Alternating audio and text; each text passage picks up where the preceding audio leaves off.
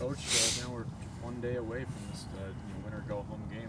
What's the mood of you and the team right now? I think determined. Training was good. Look, it's a -1 day. We're just trying to get them short and sharp.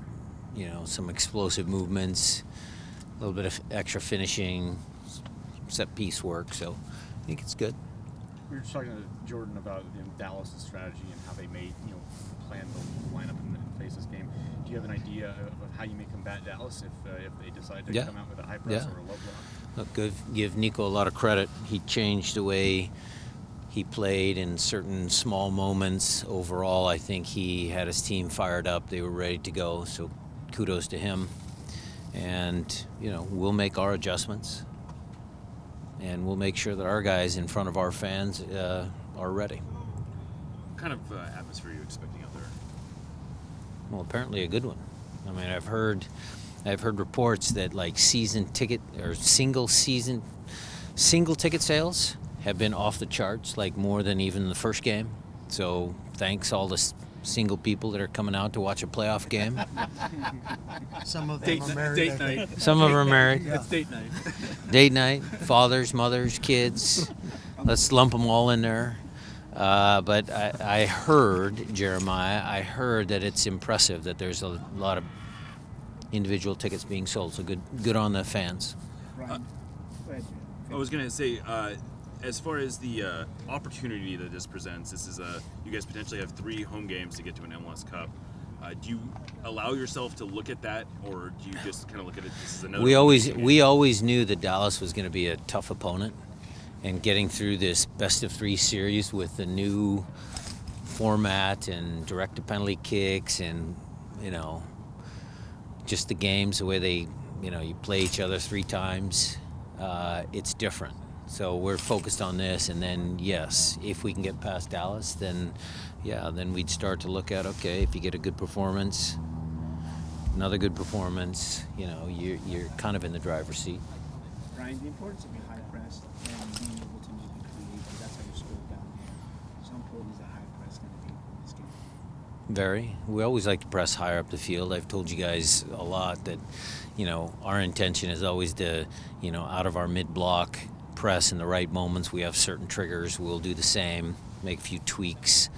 And, transition moments aren't just Jordan Morris from way back here running 80 yards down the field to score. Some of those transition moments are when you do apply pressure higher up the field and, your opponent's not organized, and that's how you score. What are you looking from your low block if you don't get the high press for them to come back? Because I've seen... Well, low block is simple. You just, everybody goal side, because that's key. And then once you're goal side and organized, then we start to press whenever we can. Brian, I asked Jordan about the kind of the chess match of playing a team 3 times. Yeah. And if there are any big changes, he just says it's a mentality when you play a team 3 times. Would you agree with that? Or? I'd agree that after the third game, both teams know each other pretty well. I mean, the tactical shifts that Nico made in his, opening the second game down there, we countered them a little bit at halftime, and I think those worked. And so, I mean, we kind of know who they are, and they know who we are. How are you 2 guys that have been dealing with nagging injuries? Are you anticipating that going into We're fine. We're good. All of our guys are good. And then Reed was able to get through full training. Reed was able to get through full training. I'll have a conversation with the kid, see how he is. Today's a -1, so there's a little part of me that says, has he been in a full training session? Yes, but it's not a -3 where he's, or we're playing 11v11 for 15, 20 minutes. So Was today the first day that he was able to be full in? this was first full day in. And JP's a vet. He kind of knows how to That's a management issue just with his knee. That's not a muscular injury. Adrian Webster, former Sounder, passed Yeah. away recently. What was your... Watching him in Memorial Stadium. I think he was at that birthday party that Lee Ekman and Misha Chefs had when we were 10 years old. Him and Pepe Fernandez and everything. Golden Scarf nominee, winner, whatever you want to call that.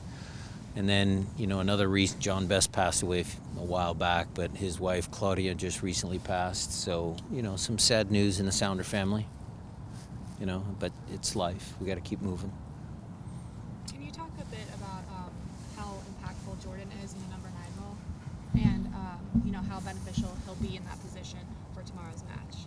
Well, he's got 2 goals already. He'll look to add to that total. I think he does a lot of defending. I think his pressing is very good. He's a big, strong kid. You saw that on, a couple of plays down there in Dallas. So, he's a willing worker, willing runner. How useful is the player's experience in knockout games in another? Like, is it Critical. I mean, look what I have on my bench. Look at the, even the starters. All of the players have been here for 3 years. I mean, it's pretty good experience. Regardless of what happens tomorrow, we have an eye on Saturday's NWSL title and OL reign. For sure. Good luck to Laura and everybody. Megan. I just heard that Sue Bird is a part owner of the opponent. I think that's an interesting storyline. But let's go Reign. I mean, be great if they brought a championship home to Seattle.